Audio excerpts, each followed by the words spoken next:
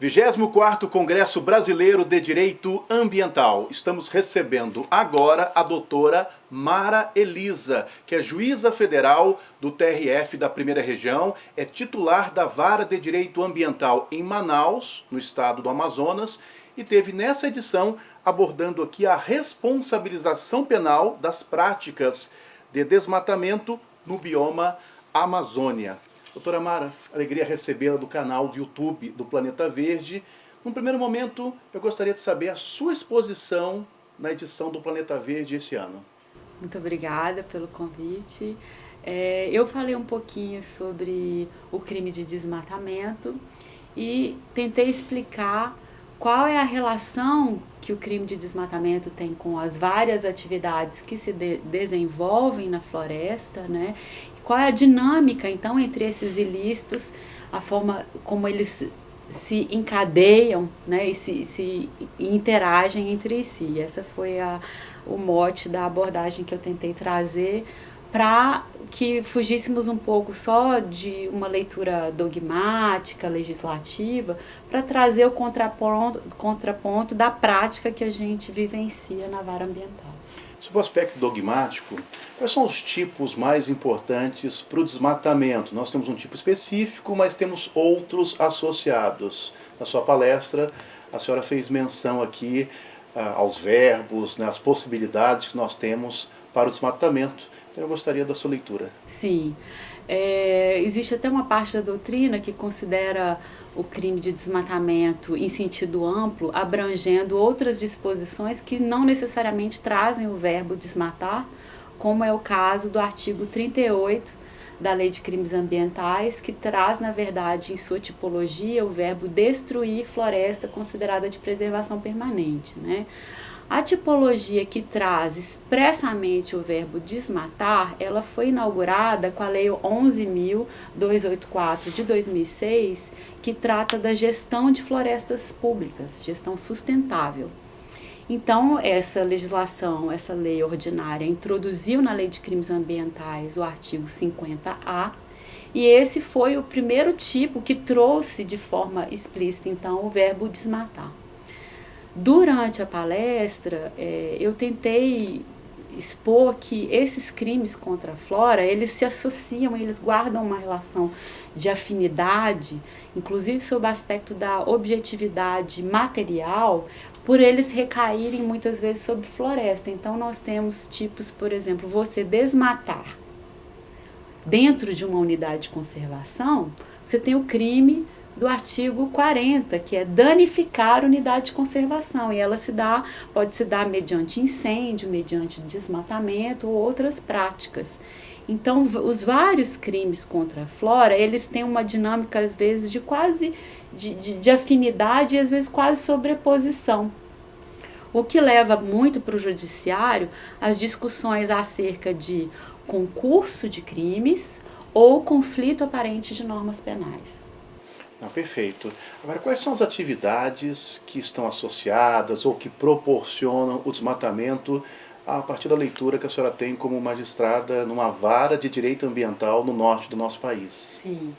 O que a prática nos mostra é que na Amazônia os ilícitos de desmatamento eles vêm muito relacionados à expansão da fronteira agropecuária, à grilagem e a exploração ilícita de produto florestal madeireiro, né?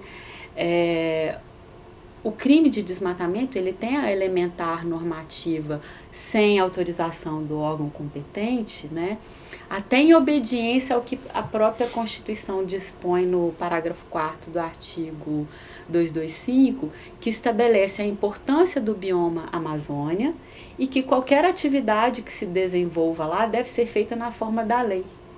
Então, muitos desses ilícitos, eles são praticados num contexto de desrespeito às normas que estabelecem a necessidade de licenciamento ambiental, ainda que simplificado, para a conversão de cobertura florestal em outras atividades ou uso alternativo do solo, tal como já disciplinado também no Código Florestal. Eu até gostaria de perguntar sobre o licenciamento, mas antes, como a senhora fez menção à Lei de Gestão de Florestas Públicas, nós estamos aqui há alguns anos, é a primeira vez que um dos nossos convidados faz menção à Lei 11.284 de 2006, que é a Lei de Gestão de Florestas Públicas.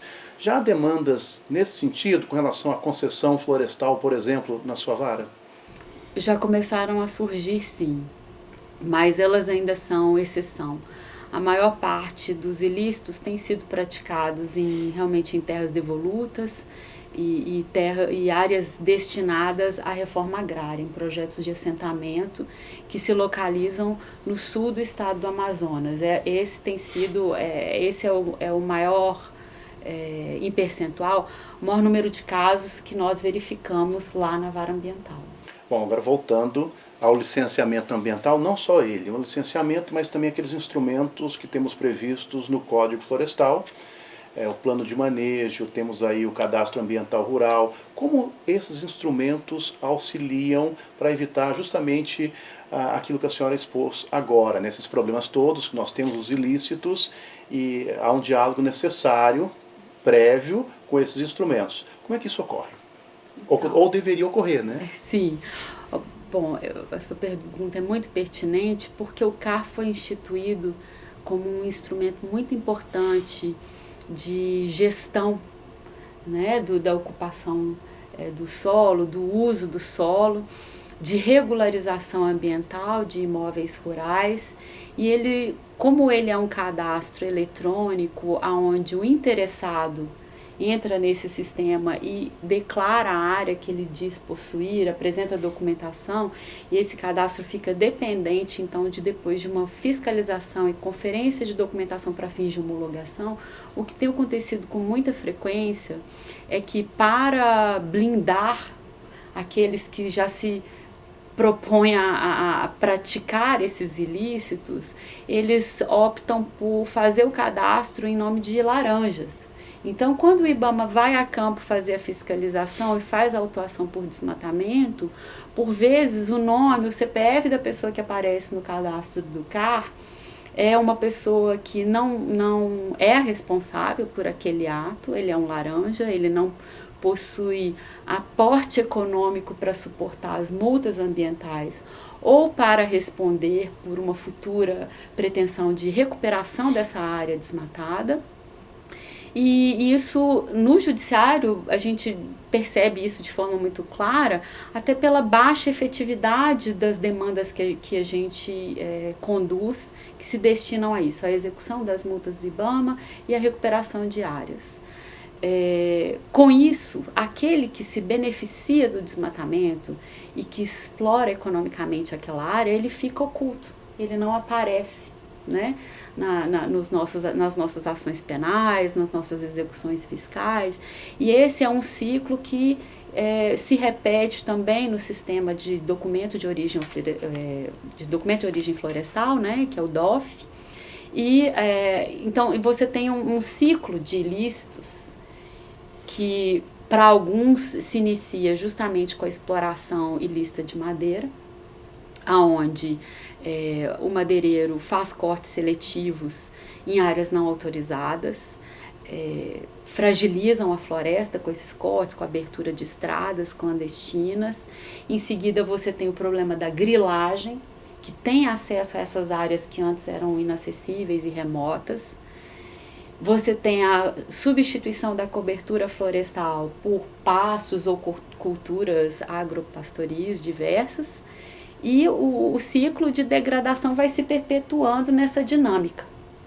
Por isso que foi enfatizado a importância de que o CAR, o sistema DOF, o Sinaflor e outros mecanismos que já vão sendo pensados para controle da exploração dos nossos recursos florestais ou dos nossos recursos naturais na floresta, para que eles sejam efetivos, e para isso a gente precisa de uma fiscalização real, que não seja meramente virtual, sem conferir a realidade que se verifica na floresta. Bom, o seu relato é bastante chocante, até porque a partir dos instrumentos legais nós temos formas de burla, né? Sim. E de eventual responsabilização que é afastada por meio de procedimentos dessa natureza. E aí eu gostaria de fazer uma última pergunta, né, para a juíza magistrada da Vara de Direito Ambiental. Quais são as outras temáticas, as outras demandas que são suscitadas na região norte, além do desmatamento, que foi objeto aqui da sua palestra? Quais são as outras demandas? Nós temos ainda muitos problemas envolvendo garimpo, e de uma forma bem acentuada o garimpo de aluvião, que eles chamam, né, que é, por exemplo, o garimpo de ouro no Rio Madeira, a extração de areia sem autorização da antiga DNPM, hoje Agência Nacional de Mineração. E é necessário frisar, então, que são duas autorizações. Você tem a autorização para a exploração mineral e a licença ambiental. E muitas dessas atividades se desenvolvem sem essas autorizações, sem essas licenças devidas, né? Nós temos ainda muitos crimes contra a fauna, e nesse contexto até de tráfico de animais silvestres, muitos ameaçados de extinção. Mas eu ainda acho que o nosso principal problema é o desmatamento, porque ele implica numa série de danos cumulativos, né? Como, por exemplo, a perda de habitat, que também resvala em danos à fauna, a disruptura do microclima, dos ciclos hidrológicos, empobrecimento do solo. Então acaba sendo algo que todos esses danos e todos esses ilícitos, eles têm uma dinâmica de afinidade, de associação que se retroalimenta. Então, ainda é o principal problema mesmo na Amazônia, é o desmatamento. Perfeito, doutora. Agradeço aqui por ter aceito o nosso convite. E a você, quero convidá-lo também a acompanhar as demais palestras que realizamos aqui no 24º Congresso Brasileiro de Direito Ambiental.